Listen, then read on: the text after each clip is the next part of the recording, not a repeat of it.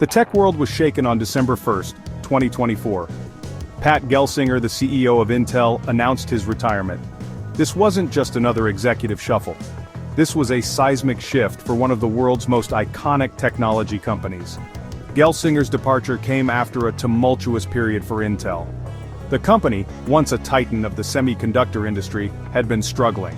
Competition was fierce. The tech landscape was changing rapidly. Intel needed a new direction. The question on everyone's mind was simple: what's next for Intel? The company's future and the future of the technology it powers hung in the balance. Intel was facing an uphill battle. The company's dominance in the CPU market, once unchallenged, was under threat.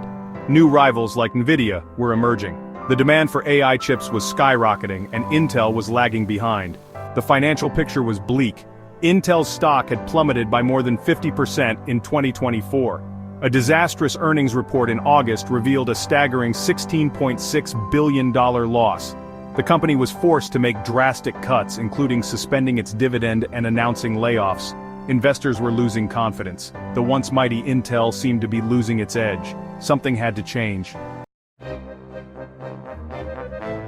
Pat Gelsinger had a plan that was both bold and risky, but he believed it was necessary for Intel's future. When he returned to Intel as CEO in 2021, he brought with him a vision that was both ambitious and transformative. He was determined to turn the company around, to restore its former glory and make it a leader in the semiconductor industry once again. His vision was ambitious: to revitalize Intel's manufacturing process and reclaim its position as the world's leading chipmaker. This meant overhauling existing processes and investing heavily in new technologies. Gelsinger's strategy focused on building up Intel's foundry business. He aimed to make Intel not just a chip designer but also a major player in chip manufacturing. He wanted to make Intel a one-stop shop for chip design and manufacturing, competing directly with companies like TSMC. This was no small feat and required a complete shift in how Intel operated. It was a bold move, requiring massive investments in new factories and technology. The scale of this transformation was unprecedented for Intel. However, Gelsinger's plan was expensive and time-consuming. The financial burden was immense and the timeline for seeing results was long. The results were slow to materialize. The new factories and technologies took time to develop and implement. Intel was burning through cash, and investors were growing impatient. The pressure was mounting as the company struggled to meet its ambitious goals. The turnaround wasn't happening fast enough. The stakes were high, and the future of Intel hung in the balance as Gelsinger's gamble played out. Section 4. The board steps in. The pressure was mounting. Intel's board of directors, tasked with protecting the interests of shareholders, grew increasingly concerned. Gelsinger's plan, while promising, was taking too long. The company needed to act decisively. The board delivered an ultimatum to Gelsinger: retire or be removed. Faced with this stark choice, Gelsinger chose to step down. His 3-year tenure as CEO came to an abrupt end. The board's decision was a clear signal. A change in leadership was needed to restore confidence in Intel. The company needed a fresh perspective and a renewed focus on profitability.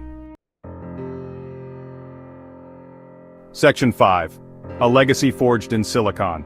Pat Gelsinger's departure marked the end of an era for Intel. His exit was not just a corporate transition but a significant moment in the tech industry. He had spent more than 40 years at the company, starting as an engineer and rising through the ranks to become CEO. His journey was a testament to his dedication and passion for technology. His contributions to Intel were undeniable.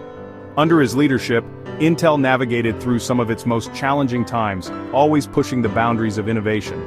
Gelsinger was a visionary leader who was passionate about technology. He believed in the power of semiconductors to transform industries and improve lives.